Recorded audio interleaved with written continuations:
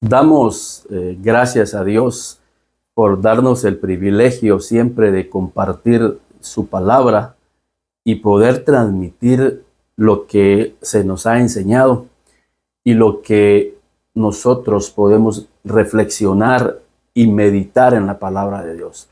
Es interesante poder reflexionar sobre las profecías que el mismo Jesús compartió cuando él estaba en la tierra. Por eso es interesante acercarnos a los evangelios.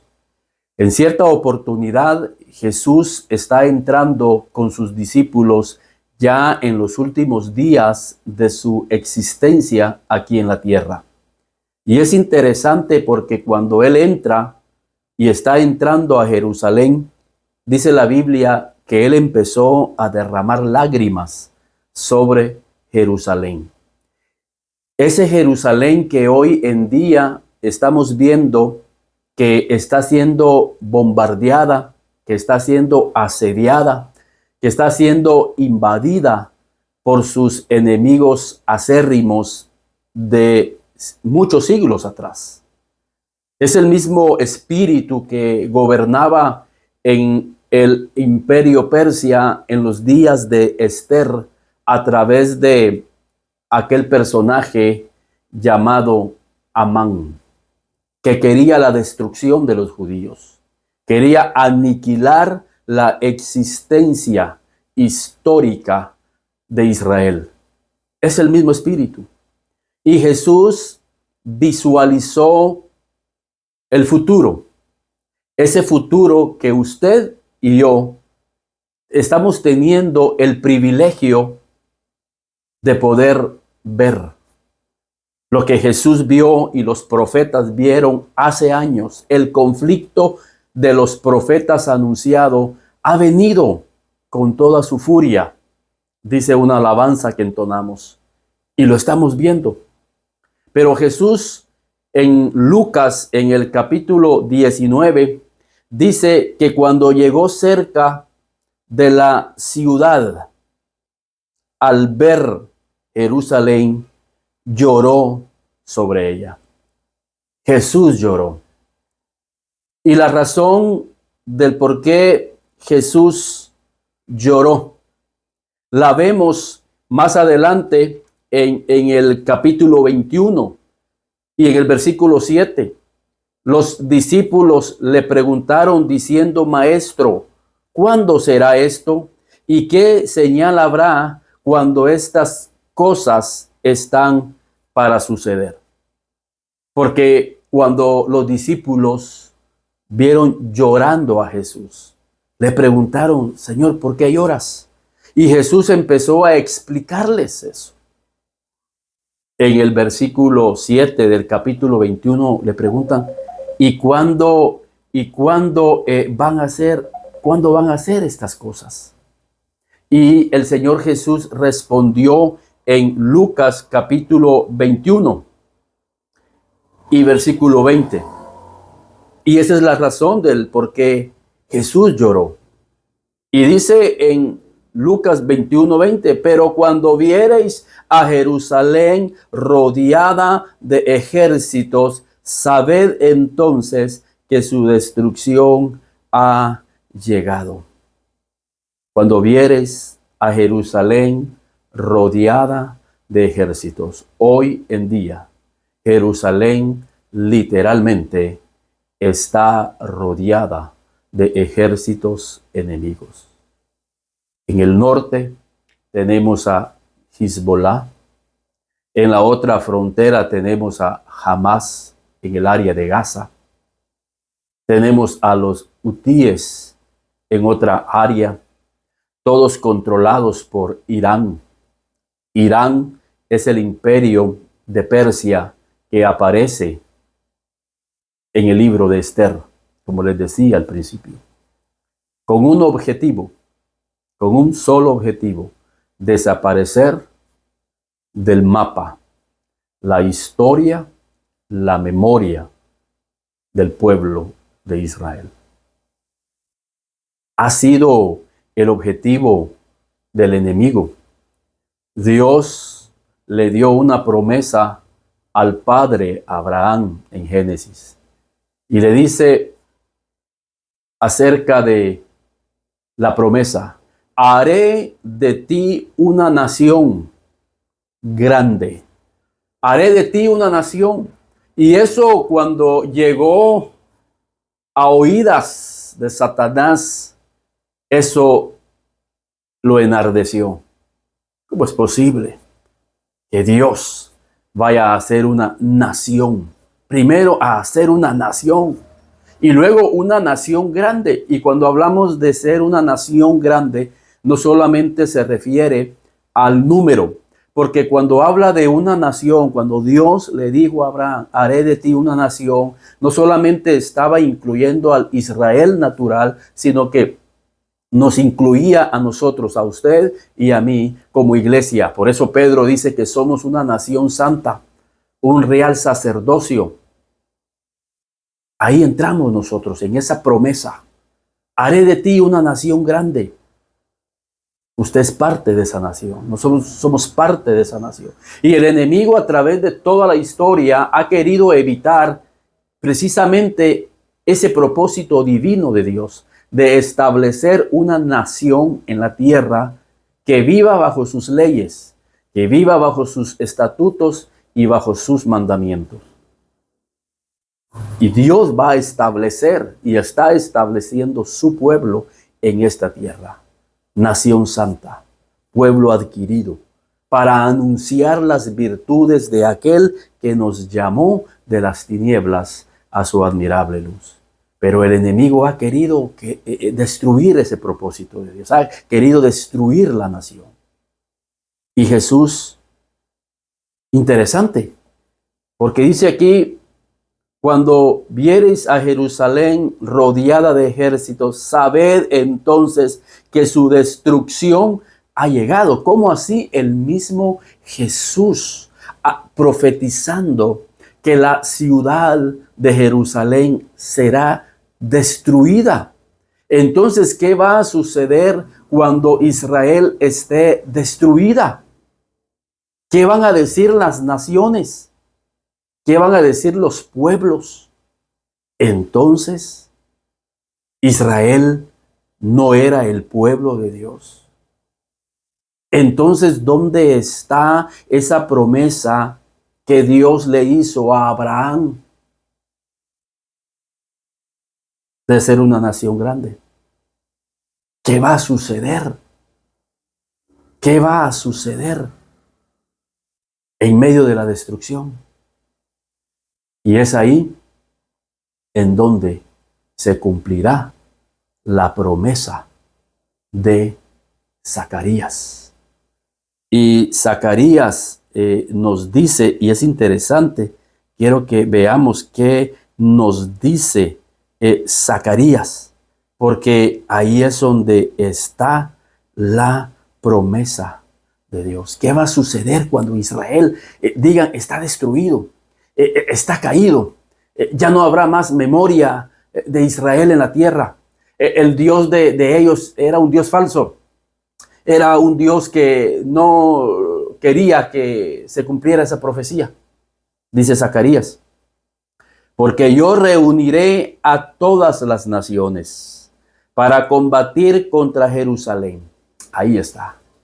Yo reuniré a todos los ejércitos y van a rodear Jerusalén y van a derribar a Jerusalén y van a destruir Jerusalén.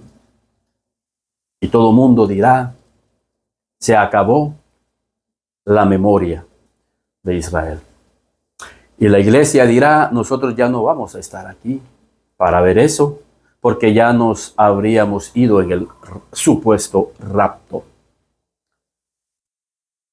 Pero la profecía sigue diciendo: yo reuniré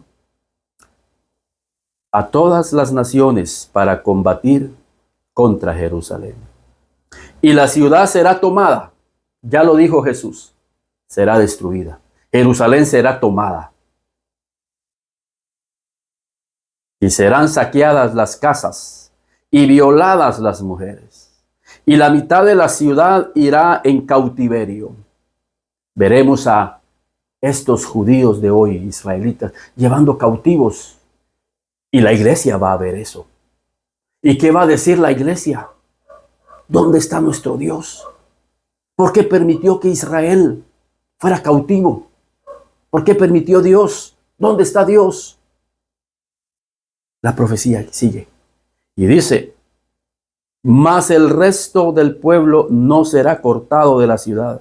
Después, miren qué glorioso, después saldrá Jehová y peleará contra aquellas naciones, como peleó en el día de la batalla, y se afirmará sus pies en aquel día sobre el monte de los olivos.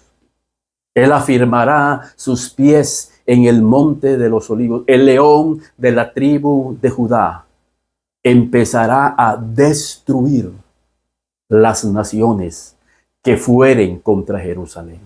Y es ahí donde las naciones del mundo dirán: ah, Israel está siendo derrotada, entonces me voy con el que está venciendo. Y vamos a ver a muchos países, y espero que Guatemala no vaya en contra y que vaya a favor y sea parte de esas naciones que van a ir en contra de Israel. Como ya está derrotada, entonces me voy con los que están venciendo. No me gustaría identificarme con el que está perdiendo. Podría perder poder político, podría perder poder económico. Entonces mejor me voy con los que están venciendo.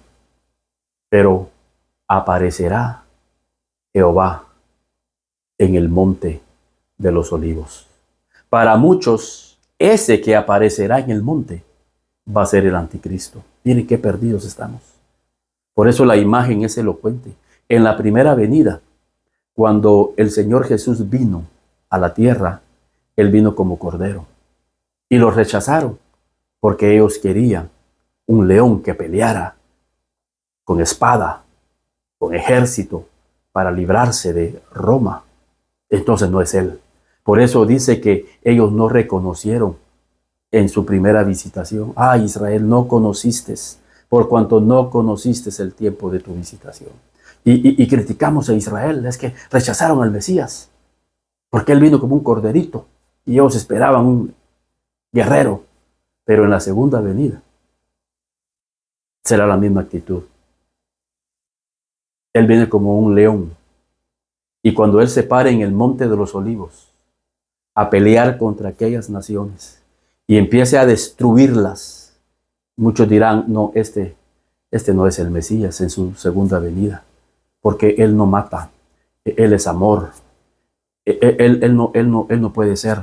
Este es el anticristo, que viene a establecer el pacto con Israel y les está dando la tierra y les está dando paz. Él no es el Mesías.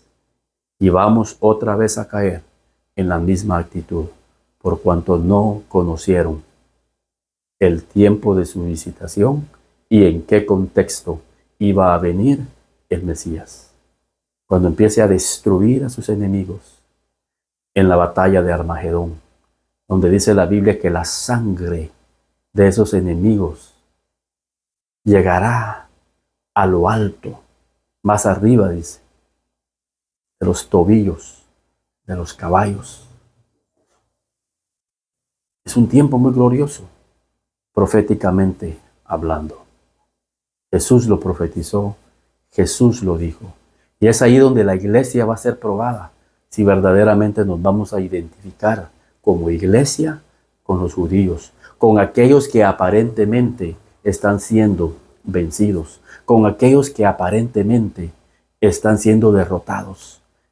Veremos si tendremos el corazón de identificarnos con aquel que está siendo vencido por un breve tiempo. Por eso la Biblia dice: tuve hambre y me visitaste. Por cuanto se lo hiciste a ellos, a mis hermanos más pequeños, a mí me lo hiciste.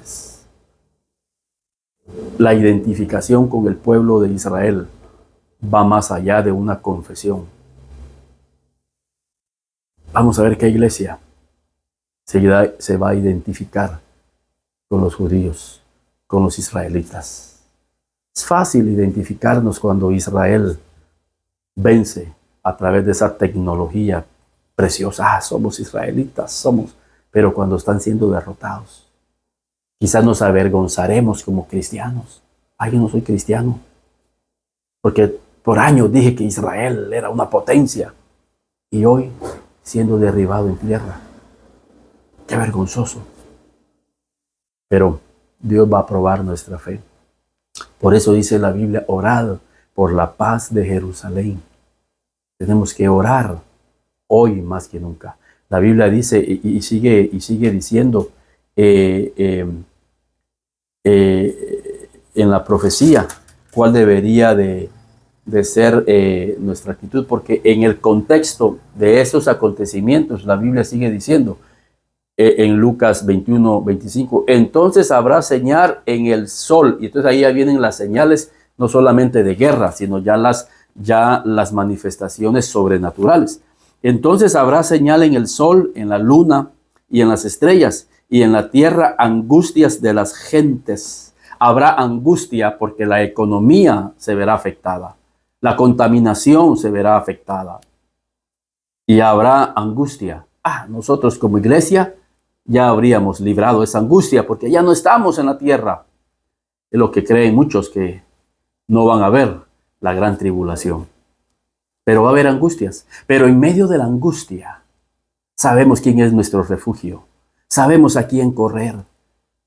La oración va a ser importante en ese tiempo. La búsqueda, la intimidad con Dios, tener una visión profética será clave para que no te confundas. Porque por eso dice aquí, y en la tierra angustias de las gentes confundidas a causa del bramido del mar y de las olas. Confundidas, es que nos dijeron que no íbamos a pasar la tribulación. Es que pensábamos que ese era Israel era el pueblo de Dios. Confundidos por una doctrina que por años han venido arrastrando. Muchas personas van a estar confundidas al oír el bramido del mar. Y el mar en la Biblia está relacionado a las naciones, conflictos de todo tipo, desfalleciendo los hombres. Por eso es importante que en este tiempo nos mantengamos orando, que en este tiempo nos mantengamos cerca de Dios, para que no desfallezcamos al ver estos acontecimientos y que las cosas no están saliendo como nosotros creíamos, como a nosotros nos habían enseñado. Por eso es importante cuando veas la economía afectada en tu país, cuando vean las persecuciones contra la iglesia a través de las diferentes ideologías de género, porque ahí entrarán con más fuerza a las naciones. Ahí habrá una persecución a los cristianos, que siempre hemos apoyado al pueblo. O sea, no solamente va a ser una guerra en el Medio Oriente, va a ser una guerra espiritual también, y máximo en aquellas naciones en donde el porcentaje de cristianos es muy alto. Desfalleciendo los hombres por el temor y la expectación de las cosas que sobrevendrán a la tierra, por la expectación de las cosas que vienen. Lo que Jesús profetizó, lo que vendría, ya está presente. Y yo platico con muchas personas y me dicen, tienen temor que de esa guerra se desaten muchas cosas, epidemias, se desate el mal contra todas las naciones, economía, en la salud, en todo tipo, naciones levantándose una con otra, gobiernos sin tener ningún temor de Dios, porque están siendo controladas por las naciones unidas que siempre van en contra del pueblo de Israel.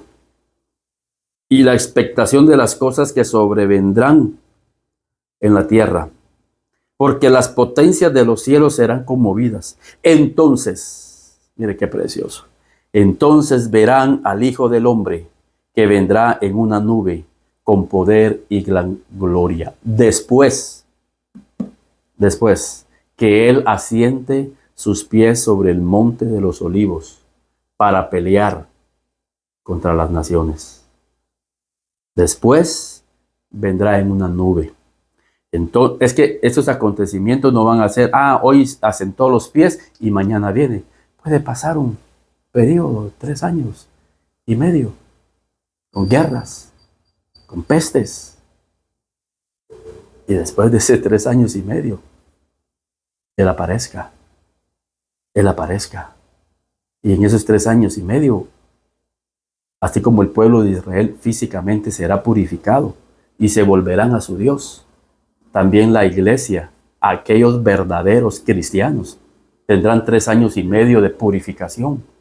Si miren para la pandemia muchos dejaron de ir a la iglesia. Para la pandemia muchos se enfriaron. Pero otros, un porcentaje mínimo, se aferró más a Dios. En sus casas, pero buscando a Dios. Derramando su vida. Pero un 90% se desanimó y hasta la fecha ya no quieren ir a la iglesia. ¿Qué va a suceder en la tribulación? 3 años y medio. 3 años y medio. Entonces, dice la Biblia, verán al Hijo del Hombre que vendrá en una nube con poder y con gran gloria. Cuando estas cosas comiencen a suceder, erguíos y levantad vuestra cabeza, porque vuestra redención está cerca. Nuestra redención está cerca. Y por eso Él pone el ejemplo. Mirad, también les dijo una parábola. Mirad la higuera, hablando de Israel, y todos los árboles. Cuando ya broten, viendo, sabréis por vosotros mismos que el verano está ya cerca. Mirad la higuera. Mirad a Israel, la higuera, que ya está brotando. Y en su máxima madurez política, en su máximo poder económico y en su máximo poder militar, esa higuera ya está madura. Pero ¿qué va a suceder? Lo que ya vimos anteriormente. Pero el consejo es erguíos. Erguíos. Pero lejos de andar erguíos, muchos van a andar con miedo, temerosos, con angustia, confundidos.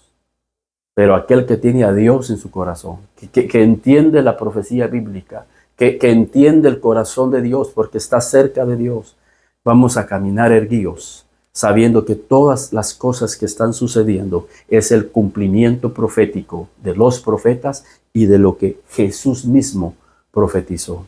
Así que erguíos, levantad nuestras cabezas, porque nuestra redención está cerca. Él nos va a redimir. Y entonces sí, sabrán quién es el Dios de Israel y quién es el Dios de la iglesia. Que Dios los bendiga y que sigamos expectantes con un corazón abierto al Señor. Es el tiempo de buscar al Señor. Es tiempo de estar más cerca en la presencia de Dios. Ya no es tiempo de estar pecando.